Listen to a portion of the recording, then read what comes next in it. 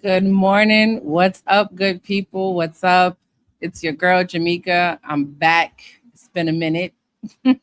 Some of y'all might have seen me in other aspects or what have you, but it's been a minute since I've been live on my page and also on my YouTube page. So I'm here, y'all. I'm here. I'm alive and well. All is good.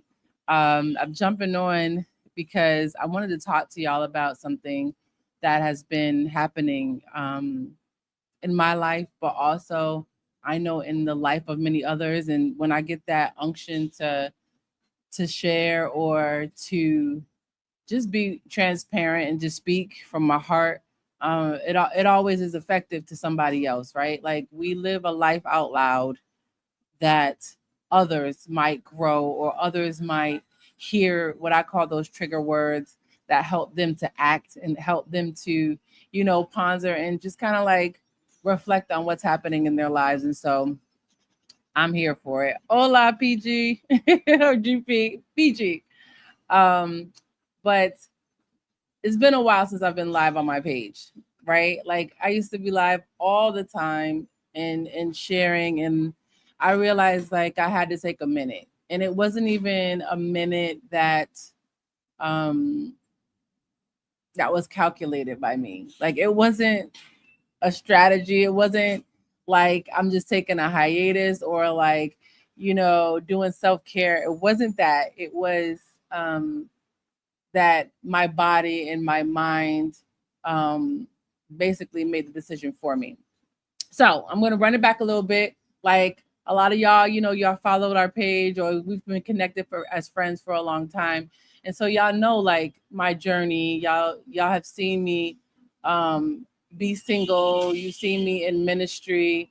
You see me doing all these different things in regards to the call and commissions that are on my life over the years, right? So you've seen this most. I've been on Facebook on my Facebook page, I think for like 15 years or something. So you have seen the gamut, okay? You have seen the whole process. You've seen the whole overview of my journey. And so I'm going to say we kind of stopped out. We were in Georgia, right? The last that y'all have kind of heard from me, my family had relocated from Connecticut to Georgia.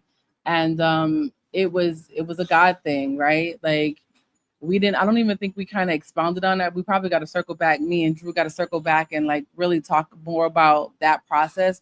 But we were comfortable. We were comfortable in Connecticut. That was our home base. That's where we're from.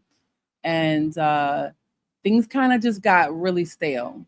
Like y'all know me by now. Like y'all know I'm not one to chase my words. It's really hard for me to chase my words. And try to sweeten my words so I don't. But it got really stale. Work got stale, church got stale, family got stale. And I say that not in a disrespectful way, but like there was a lot of shifting that was happening and shifting in our family. And it was like we felt like we were stuck. We felt like we weren't moving forward. And so we get this word from God that it's time to uproot. It's time to move, and we leave everything. We sell our home that we've had for 12 years. I purchased a home when I was single, raised my oldest daughter in it, and it was just time to go. So we left everything. Had a tag sale, sold everything, sold our car. We had one car left and just drove with what was in our car down to Georgia. Okay, so this is last year. Everything happened. So when we got to Georgia, like it just seemed like the dams broke loose. Like we're in this new space, we're settled in, we're getting settled in, but I have no peace, right? I have no peace. And that's generally not my countenance. Like I'm generally a very by the literally by the Holy Spirit, not by myself, because yeah, that's a whole nother story. But I am generally a very peaceful, optimistic person, and everything that was who I am, who I know myself to be, was the opposite when we got to Georgia. And so I realized over the last 3 years, though, in hindsight, like I made a lot of transitions that were God transitions, right? They were out of obedience. Come on, PG. They were out of obedience. And I was making these moves where God was saying, leave my career, leave my job. I was leaving all these things that were identity factors for me and just jumping. When you go to the pool, some people ease their way into the pool and some people jump in. I just jump in. I don't like the process of easing in. I just get the initial shock. And so I would make these moves, like, right when I would hear from God, I would talk to my husband. I would seek wise counsel. I've always been one to seek wise counsel and be like, this is what I'm hearing, what's going on. And so that's what I did. So I left my career of 20 years, left my income source, everything, and started my nonprofit, which I felt like God was really positioning me for. And everything was amazing at that time. It felt amazing. I was journeying, I was jumping into the new. I asked my husband certain things like what aspect can we share, because I can tend to overshare. Overshare at times. So great. I asked for grace from my husband, but it's like, yo, we jumped and I left my career. My husband was an entrepreneur, and it's like we had money in the bank, but listen, that little bank started drying up, honey. That bank started drying up, and before we knew it, like, we were in food pantry lines. I was literally seeking out, the very assistance that I was helping others attain through my work, and I was like, this ain't God. This ain't it right here. This is not I must have got it wrong. Like, I was like, Drew, did we hear wrong? And a lot of times I was in a momentum where my husband was on his journey before we met. Like, God was speaking to him about the things that he had in line for him and the things that he was calling him to, and so was I. So we were both in like full-fledged understanding of our ministries, of the things that God was calling us to, and then we come together. So we're still in motion, right? So these aspects of who God called us to be and these things at work were in motion. So I'm like, okay, this is what God is telling me to leave my job, right? Now, this was the third time that God had spoken that to me, and I tried it and went right back, because it was almost like it would draw me back and I would fall for it, right? And I don't know if anybody else has ever experienced that, where thank God for his grace and mercy, because the third time is a charm, right? Like, I've been out of my career for 3 years now, but I attempted it 3 times and would try it. The money would dry up. I wouldn't know what to do, didn't know what way to navigate, and I would get a call from somebody in my industry that would say, can you come do this work, or can you come do this contract? Because I had become really good at what I was doing, right? And so I will go back, but this time I have not turned back, and it has been life-changing. So over the last 3 years, I'm kind of just bringing you up to speed, because like I said, it's been a while since I've been on here like this, but and some of you will watch the replay. Thank you for watching the replay. But 3 years ago, I was just like, I'm going to do it for real because he's asking me. And I left my career again, started the nonprofit, received funding for the nonprofit, right? And then I got a part of this amazing group of women that had been doing the work, anti-trafficking, sexual assault preventative work within a culturally specific dynamic across the country for decades. And I got a chance to meet a whole new group of women and a whole new work and a whole new way of doing things and caring about people than I've ever imagined. And so in that, I dove into it, right?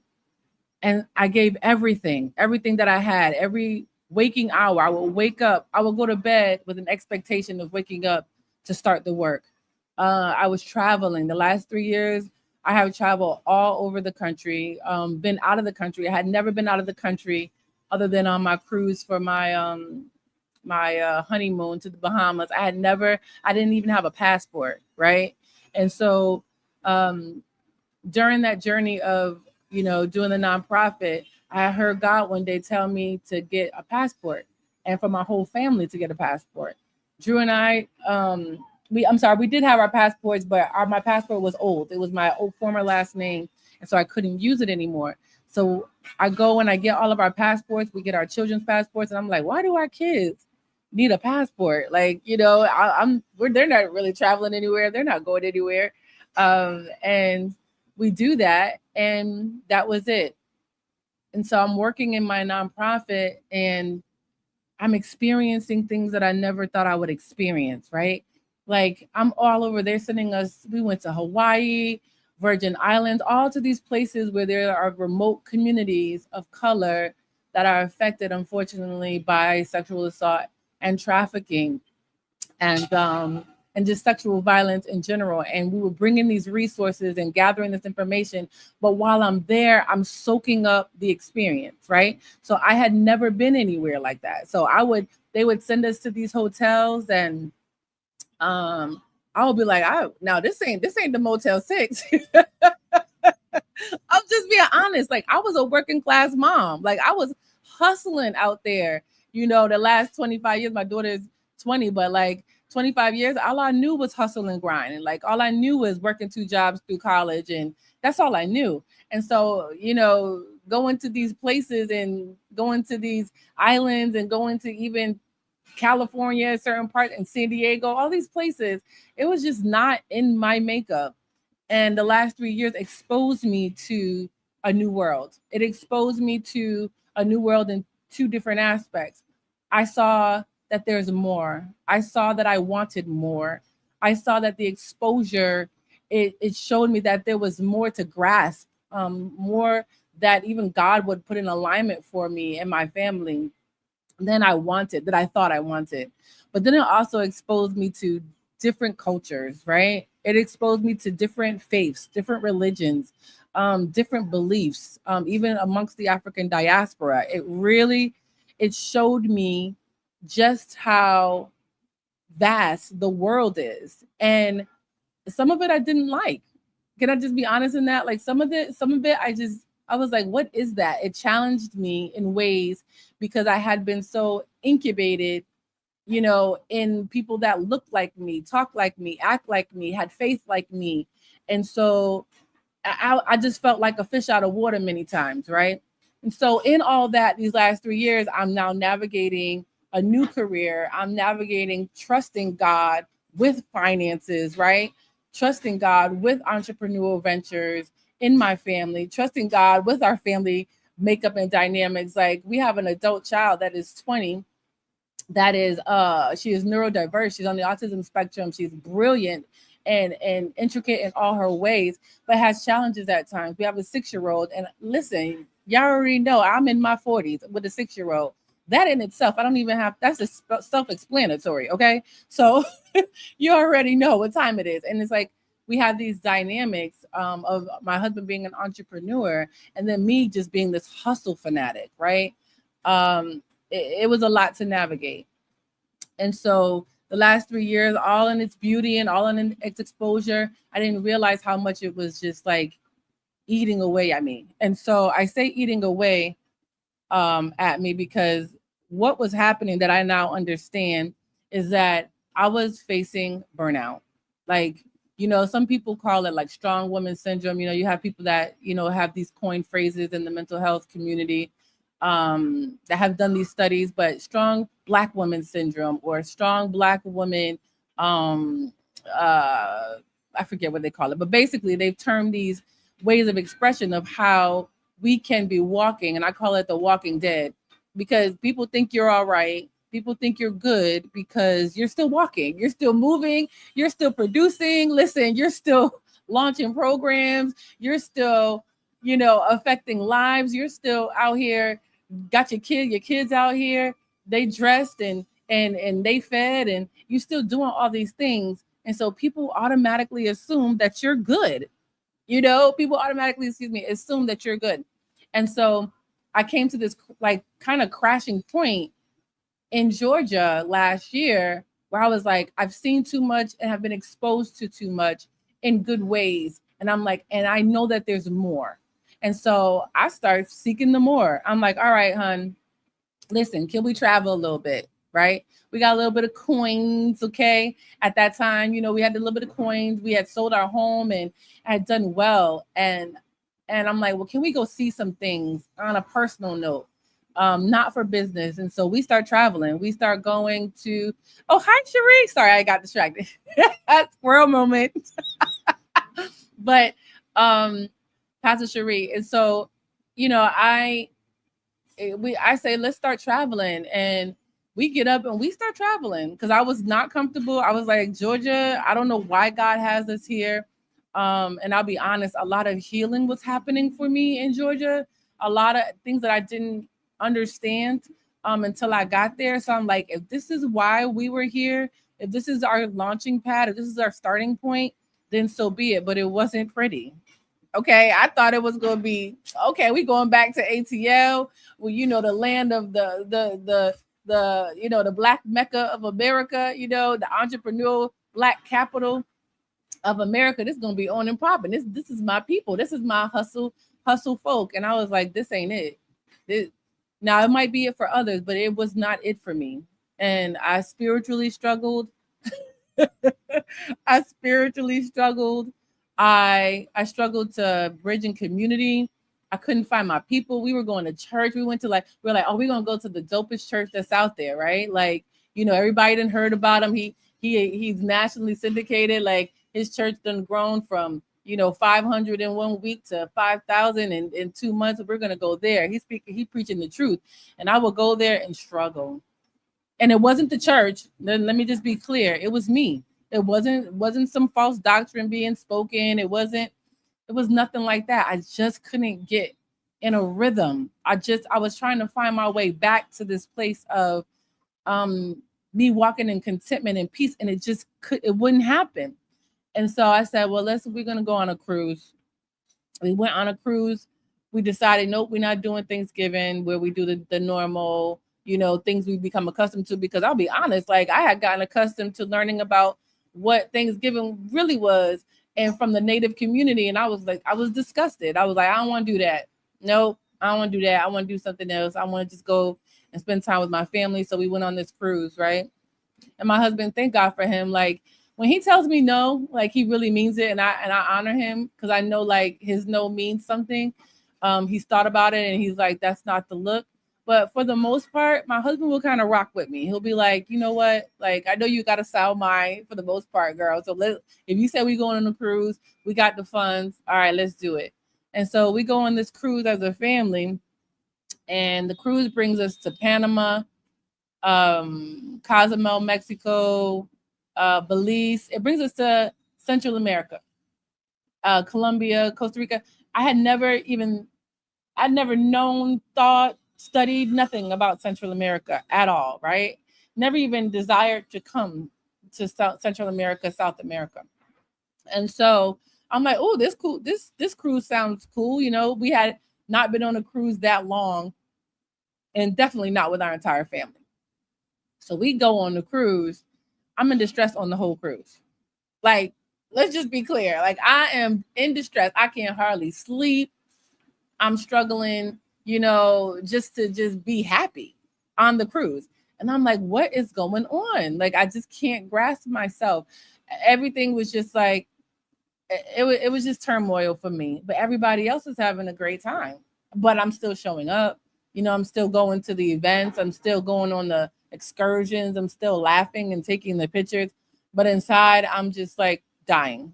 I'm just the Walking Dead trying to find my way, right? And so we go back home and I'm trying to get settled. I can't get settled in Atlanta. And I say, you know what?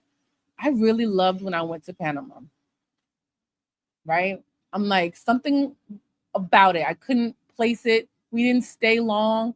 But when I put my feet on the soil, I was like, I just want to stay right here. I don't want to go on any other countries, any other excursions. So when we got back home, I was like, let's plan a trip to go directly to Panama, right? So my husband was like, oh, okay, so another trip. I'm like, yeah, we're going on an adventure, right? Like, why do we have to be, we are entrepreneurs, like, right? We have an organization that's mobile. We don't have to be stuck to one place. Let's do it. So we come back to Panama in February of 2026 of this year. And I'm wrapping it up, but I know I'm talking a lot, but I just want to catch y'all up. February 2026, we go to Panama, and I come and I slept through the whole night, my first night. Now that might sound like, Jamaica, what are you talking about? What, of course you slept through the whole night. No, I had not slept through the whole night probably in 2 years. Why am I saying that? I'm saying that because I was disturbed. I was wrestling in my sleep, never really coming to a full place of REM sleep, always thinking, always wondering, exhausted. I now even identify I was being tormented at times. Anybody that knows me knows like my ministry has been deliverance ministry and inner healing for 15 years now, right? And so it's like I'm not new to this, but I did not see that one coming in regards to even spiritual warfare, and just terrorizing spirits as well. And I can talk a little bit more about that because I think a lot of things came up during the pandemic that woke some things up, not only in the earth, but also woke some things up in ourselves. And if we didn't grasp hold of it, if we didn't hold on to, our faith and our understanding and the totality of what Jesus Christ did for us, if you are a believer, then you struggled, right? And so even look, even the scripture says even the very elect could be deceived, if you're not holding on to your faith and understanding the truth and knowledge of Christ, right? So I say all that again to say I was struggling, and I had my first night of sleep, my first full night of sleep, and I woke up the next morning, and my husband said to me, "You realize that you did not get up not one time, and get up and pace and pray and walk the floor." There's one thing because we can spiritualize things. Like I'm like, oh, I'm called to a watch, right?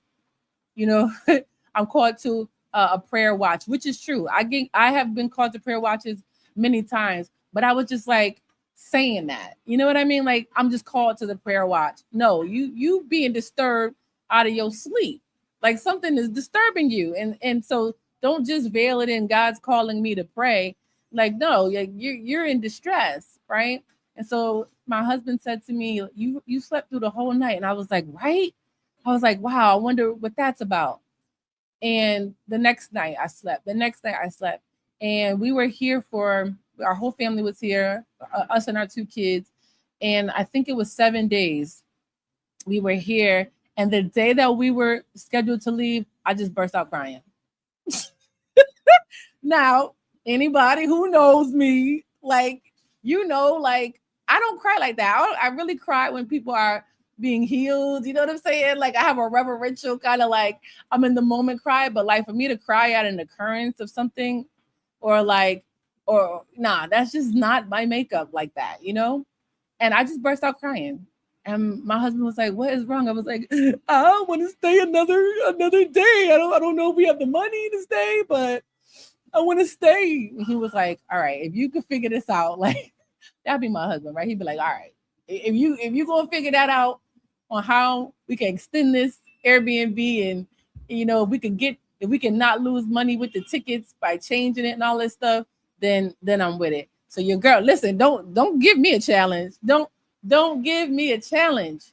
Your girl was out here out the negotiated the price with the Airbnb people. I done got the tickets changed. Listen, and got a credit to come back for each one of our tickets because we took a flight that was not a preferred flight on our way back home. I'm like, cool, like we can do that. We going back home anyway. It is what it is, you know. And so we end up staying another 2 days, 2 or 3 days extra. And I was like, what was that? That's when I listen. That's why I said, wait a minute, what was that? And I began to pray. That's when I started asking God, what is it either about this place or about me in this place that I feel peace? Because the world's still worlding, you know what I mean? Life is still lifing, around us and in the midst of us. But yet I still had this profound peace that I knew. You know what I mean? Like that I've had encounters with the Lord in ways like nobody can't tell me. Like there's times where I might struggle at times in my thoughts, but my knowing in my heart, I'm like, I know too much. Like I've experienced way too much. And I was like, that piece right there, that's familiar.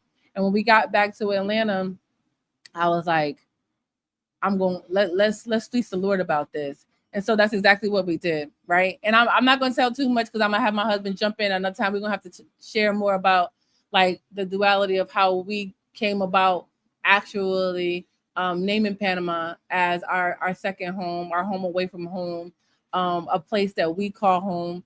Um, but and all that makeup, but I would prefer to kind of break that down with him because he'd be having a different spin on stuff. He'd be having a different viewpoint that'd be way different than mine. So I like to kind of expound on that together. But I found that being here in Panama, for me, it's not about the space and the place. Because I was, like I said, I was going to different spaces and places and still showing up the same way, still distressed, still smiling, you know what I mean? Being nice to everybody and just hurting on the inside, just broken, just broken hearted and couldn't understand why I'm broken. But it was because I was burnt out. I was burnt out. I had given so much of myself over, not over the last 3 years, but it kind of like was a culmination. It was like single motherhood. First of all, let me say this: going into my teenage years, because like those of you who know, like you read my book and you've heard my story, and it's kind of like, all right, like I was really adultified as a young person because I had this personality that was kind of like go getter. So I wasn't that the kid that that your parents had to, kind of cultivate the chase after, like I just did things on my own. I was very, very just seemingly independent. And I say air quotes because I don't know what youth is really independent like that, but I was seemingly independent. So I was having 2 jobs, you know what I mean? Hustling, figuring out legitimately hustling, figuring things out and doing things since I was a teenager. Right. And so it didn't just, my burnout didn't start from 3 years ago. I believe it was just a culmination of just like over the years of me overdoing it, right? Overextending myself, over serving. That sounds weird, right? Especially as a believer. How can you overserve? Yeah, you standing there, it's like the mother who's standing there and watch her whole family eat, but she ain't eat.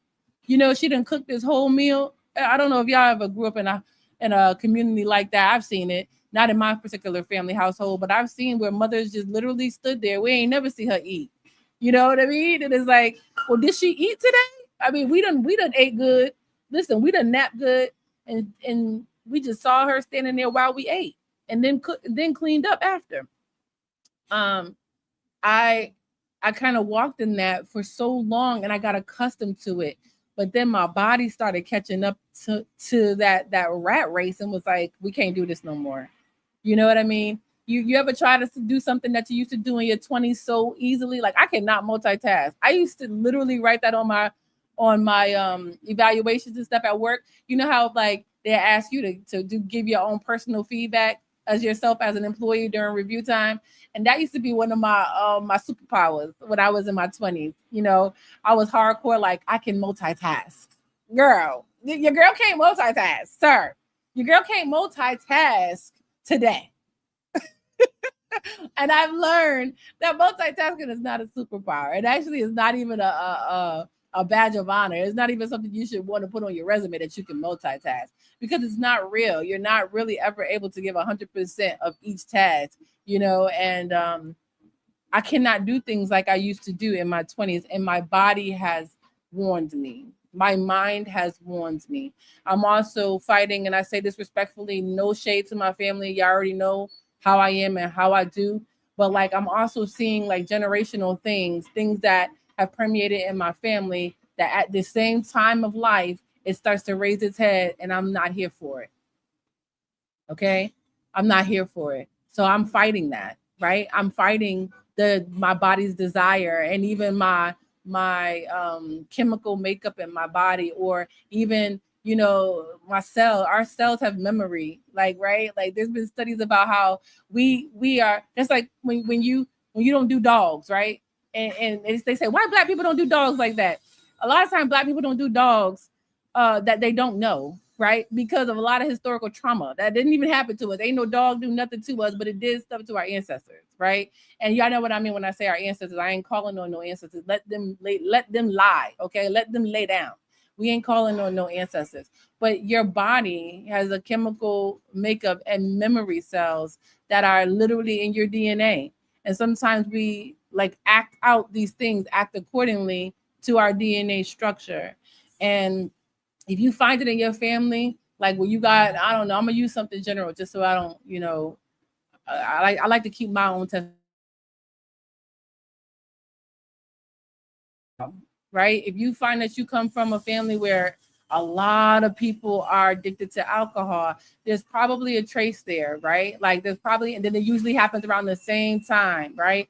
Or I'll say there, I'll stay at the alcohol. So like, yeah, like you find that people tend to start drinking more heavily at that certain age, and then all of a sudden, boom, they're full-fledged alcoholics. And it's like, yo, you gotta notate like this is something that's trying to permeate in my family. Now, whether it's starting from spiritual or it is like a genetic trait, you just know it's there and you're not here for it, right? You have to just respond, right? And so I'm at that place in my life where I can see them traits coming up, and I'm like, I'll cut that down, either spiritually, naturally. I'm not claiming none of that. And so I'm just fighting burnout, y'all. I'm wrapping it up just to tell y'all I came on here to let you know, sister, brother, like fight the burnout, fight everything in you that tells you like this is how we do. You know what I mean? Like fight that you're supposed to be tired every day because you just that's just how you roll. You're supposed to have 2 or 3 jobs. I'm sorry, that is not, especially if you are a believer. I'm gonna tell you that is not the motto. You are not to have 2 or 3 jobs just to make ends meet, to live a lifestyle that you desire to live. There's another motto. There's something missing there. And I'm gonna come off of that because I can go deep there. But that's where I've been. Your girl been fighting. And one thing I'll tell you, if don't be ashamed to fight something. Like if you're fighting, that means you're in it, right? Like you're still standing. It's when we lay down and let it just happen, right? It's when we lay down and just surmise. I've seen that too, y'all. I've seen literally women just say, they literally died from just stop living. They literally died. Their heart just stopped beating because they just said, I'm not going to fight this. I've seen it. And I'm like, that ain't going to be me. That ain't going to be my children. That ain't going to be my children's children. So the fight starts with me for change. And so I love y'all. But yes, Panama is amazing. Panama is, people have asked me, you know what I mean? Because we're like, yo, we be on the low low. But sometimes I'll be having to challenge that with me and my husband. So I'll be like, why we be on the low low like that? Like, is it intentional? Like, can we fleece the Lord about like how we moving? Because man, I've been in seasons where your girl was just on the low low because I ain't want nobody to check me. This is years back, but I ain't want nobody to check me. But I was veiling it in privacy, like, oh, I'm just private. You know what I mean? Or I'm just like, you know what I mean? Like I don't tend to allow a lot of people in my space, you know. But it's like, no, we just have to question like why we be on the low low like that, and what's that's about. So Panama is a part of our life. We are United States citizens of America. Um, we do work, we live, we come back and forth, we do. But in this season, I am acknowledging that I am finding space for my peace, and I'm finding space for me to be recharged. I'm finding space for my gifts to be stirred up in me. My gifts have lied dormant for way too long. And a lot of times that happens. Sometimes God will put you on those sabbaticals. It's like those spiritual sabbaticals, but sometimes it's just you. Sometimes it is literally just you saying, I don't want to do that, and I don't want to do it in that way. I'd rather do it in the church. Oh, can I stop there? And I'm gonna come off of this. But sometimes we just get so comfortable in the church that it's like, I just rather preach in the church. I only want to preach in the church. I don't want to preach outside. I don't want to preach to nobody that's not gonna believe. I don't want to prophesy to those who don't understand the realm of prophecy and the gift of prophecy. I don't want to do that. I don't want to operate in my gifts that God has given me in this dynamic. I just want to do it in the church where every time I get up, they clap. You know what I mean? They say good word, or you know what I'm saying? They acknowledge me. I want to do it only in that regard. I want to do it when I have a robe on. I want to do it when I have a suit on. I want to do it a mic. And then when God be like, that was not the Great Commission. Come on, somebody. Like when God be like, can you go back and read that again?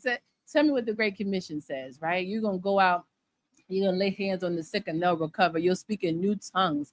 Listen, you will cast out demons in the name of Jesus. Listen, you will help set the captives free. You will spread the gospel. That's the Great Commission, girl. What do you talk about? Everything you describe ain't none of those characteristics, girl. What are you talking about? So just rethink how God wants to use you. Yeah, the marketplace is cool. Yeah, he calls us to the marketplace. Some be called to the marketplace. Not everybody be called to the marketplace, but that's just preferred because it looks better, right? It's just more shinier, more cleaner, more palatable, the other stuff is just too grimy, too dirty, too uncertain, too unsure. So that's where I'm at. I'm just getting my win back. Matthew 28. That's it. 28:19. Getting my win back, getting my fervor back because y'all, we gonna need this. We gonna need it. Ta. We gonna need it. And so I love y'all. Thank you for chiming in. Thank you, Pastor Cherie. Thank you, Pastor Glenn, for joining in on my live today. And thank y'all so much. And I love y'all so much. Love you, family. Y'all know y'all be having to forgive. They be calling me like, you ain't have to say all that. Y'all know me, and we out here walking and living free. And so are you. God bless y'all. Peace.